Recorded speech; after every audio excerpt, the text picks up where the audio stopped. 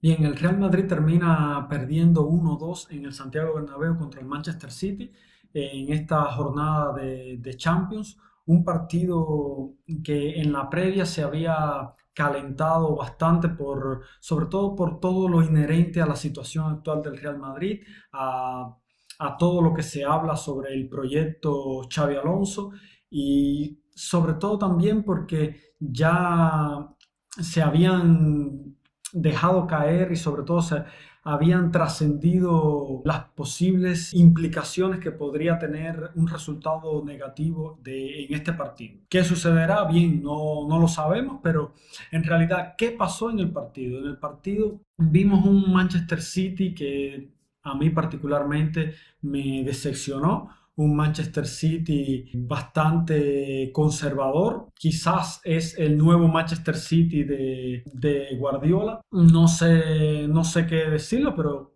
como aficionado al Barcelona, como digamos seguidor de los equipos de Guardiola, este Manchester City sinceramente no creo que identifica a Guardiola como entrenador.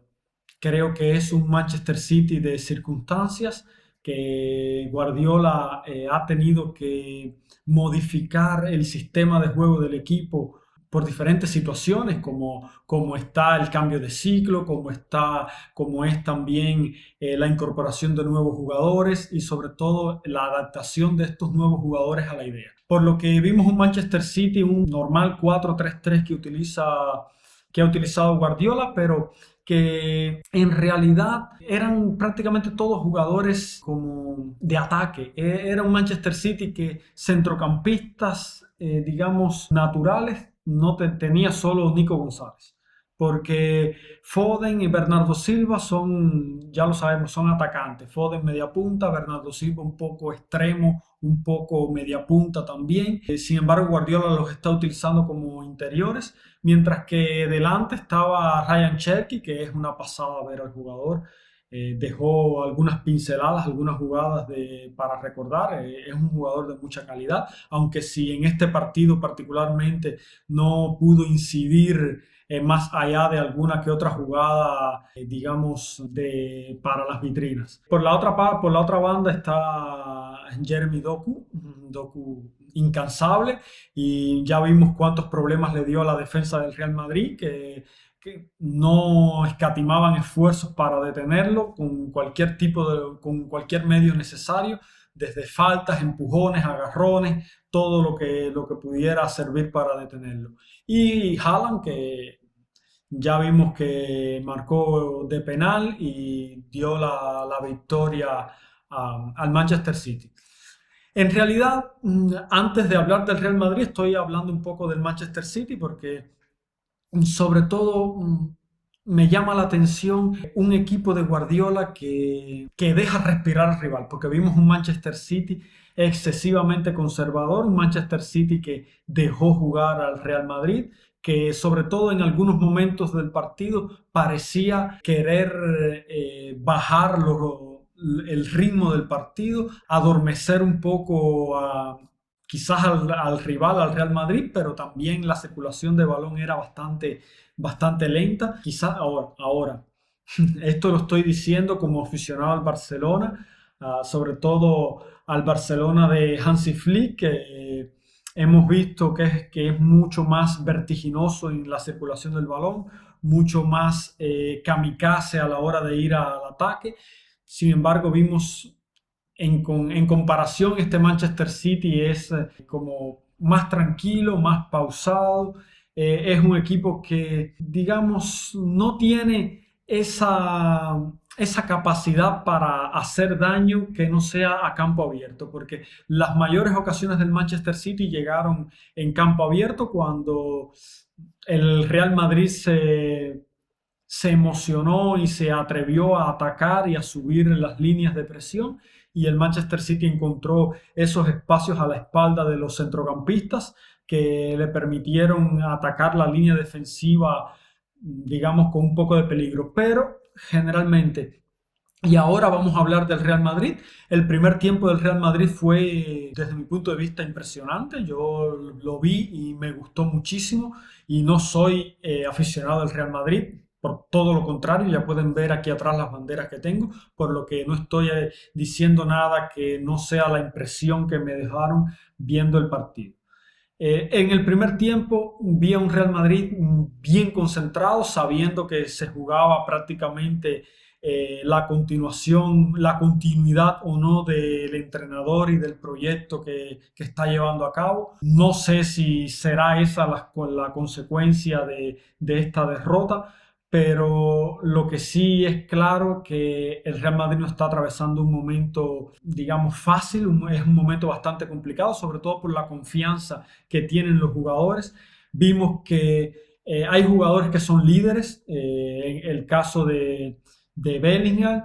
Vimos un Rodrigo hoy que si este es el Rodrigo que se presentara partido tras partido, yo creo que no habría discusión ninguna con la titularidad indiscutible para Rodrigo, porque el mejor del partido fue Rodrigo, y hablo el mejor del partido de los dos equipos, no solo del Real Madrid. Fue un jugador que desequilibrante por donde en cualquier zona del campo en la que actuaba, no solo en la banda derecha donde estuvo jugando, porque el Real Madrid comenzó el partido con un 4-4-2, pero que en realidad es más bien un 4-3-3, porque a la defensa de Carreras, Rüdiger, Asensio y Valverde, esa línea de cuatro, con Bellingham, Tchouaméni y Ceballos en el centro del campo. En ataque estaba Vinicius, Gonzalo, el canterano, y Rodrigo. En realidad era un 4-3-3, solo que en la fase de defensiva, cuando el Real Madrid no tenía el balón, en la posesión del balón, Rodrigo se retrasaba, dejando el dibujo táctico en un 4-4-2 bastante claro, dos líneas de cuatro en las que Vinicius y Gonzalo ejercían como los dos hombres más adelantados. Aquí es donde está el trabajo importante de Rodrigo en este partido. Fue un jugador que no solo llevó las riendas junto con Bellingham, las riendas del ataque y sobre todo la circulación del balón. Fue indetectable Rodrigo. Con el balón en los pies era un dolor de cabeza para la defensa, la defensa del Manchester City.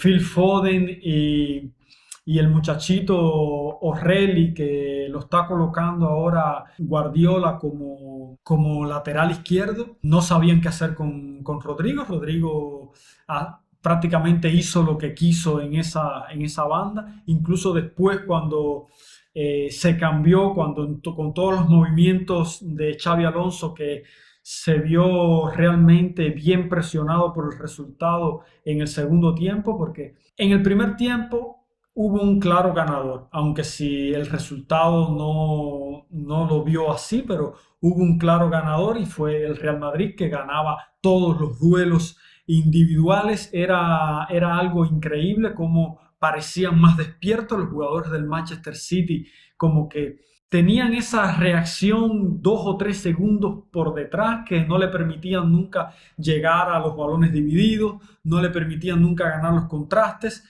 Incluso el gol del Real Madrid, el único gol del Real Madrid, el gol que marca Rodrigo, parte de una recuperación en campo propio de Carreras en la banda izquierda, que increíblemente tuvo que disputar ese balón con Bernardo Silva, que vino a tratar de impedir que Carreras se hiciera con el balón y iniciara un contragolpe, y parecía un niño pequeño, un niño de 3 años jugando con un adulto. Carreras se deshizo de Bernardo Silva como si fuera eso, un niño de 3 años jugando con un adulto.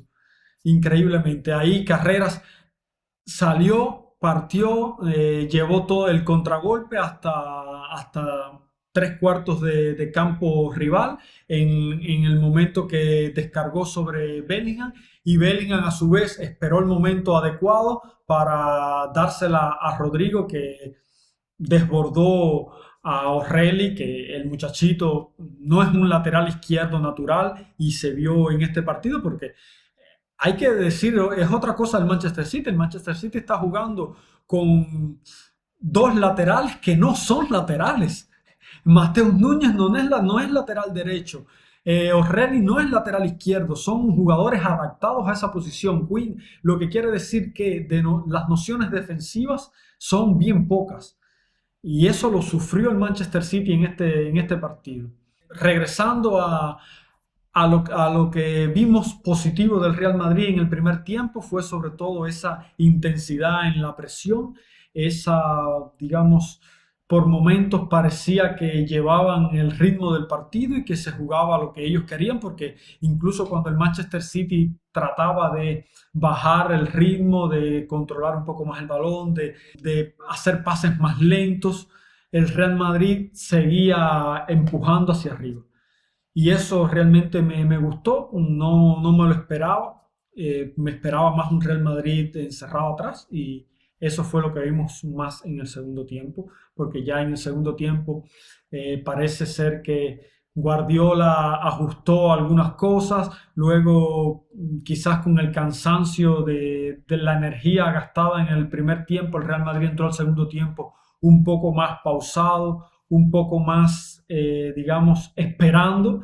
Y así fue lo que en el segundo tiempo pasó bien poco, más allá de los goles, de los penaltis y de las faltas, porque fue un partido bastante detenido por las faltas de una parte y de la otra, porque no solo el Real Madrid acudía a las faltas tácticas para detener la creación de juego del Manchester City, sino que también vimos al Manchester City, jugadores del Manchester City que acudían también a las faltas para detener los contragolpes.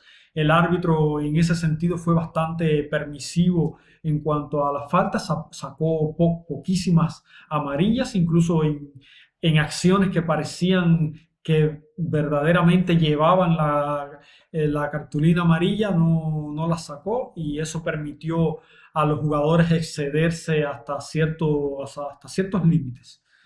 En general, yo vi un partido, un primer tiempo que el Real Madrid fue lo que debería ser. Ya un segundo tiempo en el que bajó el nivel competitivo, quizás por el cansancio de algunos jugadores, pero es otra cosa que tengo que anotar aquí y hacerles tanto para puntualizar, y es que Xavi Alonso, quizás por la necesidad del resultado y por la presión que tiene como entrenador y por el ultimátum que entre comillas recibió, terminó jugando prácticamente sin mediocampistas, solo con Bellingham y Tchouaméni que terminó jugando como defensa central. Todos los demás jugadores de ataque. Güler, Hendrik, entró increíblemente el Real Madrid terminó jugando con una formación prácticamente